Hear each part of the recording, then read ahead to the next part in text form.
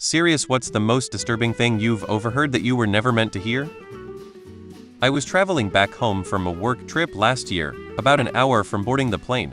A woman on the seats behind me answered her phone and let out the saddest wail I've ever heard because the person on the other end told her that her son had died. It was extremely sad and weird to think that there were so many witnesses to probably one of the worst moments in her life. I was at a dance club in Mexico once. I was headed to the bathroom, but there were a ton of people crowding the entrance and they were quietly talking in a single conversation with each other. I do not speak Spanish. I figured it was just a line, so I queued up behind the group. Another local guy lined up behind me and after a few minutes tapped me on the shoulder. He and I had the following conversation. Him: do you speak Spanish? Lo siento, no. English. These guys are planning on killing someone and are worried that you're listening to them. You should leave right now. So that was pretty scary. My dad, probably drunk, telling me over the phone how he was gonna kill my mom's new boyfriend. He thought I was her. I was 10. My mother drunkenly saying she regretted having me to some family friends and beating herself up by claiming that she must have done something wrong during her pregnancy with me. All because I turned out the way I did. Congenital issues. I heard all of this because I had tiptoed out my room and into the hallway. It was late and I was supposed to be in bed, but my little brothers had come crawling into my bed since the adults were being loud, then requested that I ask them if they could be quiet. I felt like I had to be a good big sister. I didn't get that far. When the adults started laughing again, I snuck back into bed. I was only 8, and I don't think I'll ever forget it. Or forgive her, frankly. When my parents' friends went to eat at our house, I went to the bathroom. When I came back, they were talking about how proud they were of my little sister overcoming her school phobia and her depression like a chief. Right after this, they went on me saying they were disappointed in me, that I wasn't doing anything interesting, that I was a bit of a failure. They then talked about how I had gained weight recently. I was much aware of it, but still I don't need other people to bring attention to it. I'm doing what my depressed binge eating ass can. It really broke something in me. Probably my mom telling my dad I knew from the very beginning that me wouldn't amount to anything. She probably said it out of anger and didn't mean it or whatever, but after all these years I can feel my heart sinking whenever I'm reminded of it. My schizophrenic mother crying about the people in the walls murdering her ex-boyfriend by tearing him apart at 4 a.m. She hadn't talked to the dude since before I was born. I was already into horror stuff as a teen, so it didn't traumatize me quite as much. My answer is gonna break your premise because we were absolutely supposed to hear it. I mean, no one ever should have heard it, but CC made damn sure we all did. Late 92, Boot Camp, Orlando, Florida. Homestead FL had recently been decimated by a hurricane. Company is at parade rest in the barracks, waiting to be relieved so we could prep for bed. Someone is crying. Sailor's eyes darting around the room. No one sure what's going on. CC comes screaming out his office, who the fuck is crying in my barracks? No one answers, but you can hear him go in on the target. CC, why the fuck you crying, boy? Sailor, I wanna go home, sir. CC, where you from, son? S, Homestead, FL, sir. CC, well shit, son, you ain't got a home to go to.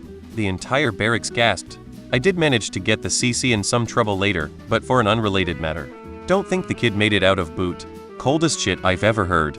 Heard upper management talking about who they banged in the office, strippers, and who was on their list to conquer. They forgot I worked on the other side of the wall until I walked around to ask them something. I pretended like I didn't hear anything, but their faces turned white while talking to me. I was gonna keep it to myself, but I guess they got scared and I got let go not too long after that. I went to a private Christian JR high and high school. One day before class started, the two younger girls behind me were talking and the principal's daughter said, "I hate it when it hits the back of my throat." It took me a few days to realize that she was talking about oral sex. I was protected while growing up. I wouldn't have even thought of having sex at that age. A girl at my high school telling her friend about the time she caught her ex cheating on her with his 13-year-old sister. She called the cops on him. My babysitter telling her husband that my parents were cheap for taking me out of their care during the day because my little brother was born. Little did I know that I would now be home alone all day every day during that summer when I was 8. New infant brother continued to go to babysitter. Didn't quite put this together till much later that my parents were what we now would term neglectful, though it did make me feel weird at the time. I overheard a group of friends joking about a near accident they caused while driving under the influence. Their laughter made it even creepier. When I was a little kid, my mom was at the hairdresser, and the hairdresser was talking about an 11-year-old who was forced to give birth without any painkillers. She was talking about how awful it would be for such a small body. The idea that an 11-year-old could be having a baby really fucked me up. I felt so horribly guilty for having heard that. At the laundromat with my mom and one of her close friends, playing with the equipment while they talked to each other and waited for the laundry to finish. They didn't realize I was just around the corner of the machines, listening to their conversation as I played. I wasn't listening on purpose, it was just one of those situations where they were within earshot. My mom started telling her friend how when she told her mom and dad, my grandparents, that she was pregnant with a black man's baby, they offered to pay her for an abortion.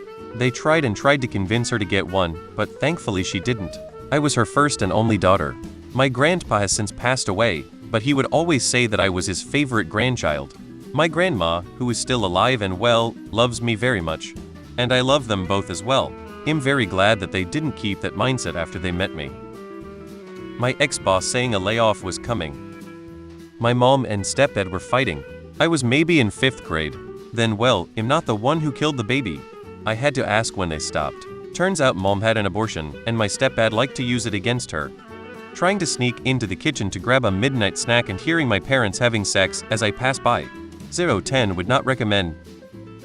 My ex-grandma trying to talk my mom into keeping her first 2 kids and giving up us other 3 for adoption. I am the middle child of 6 kids. When I was 13, I overheard my dad tell his friends that he regretted having that many children. It was a shotgun wedding, he was a sportsman with a selfish bent, and we struggled financially. So I understand now why he felt that way. But I started to see our family life through a different lens after that night.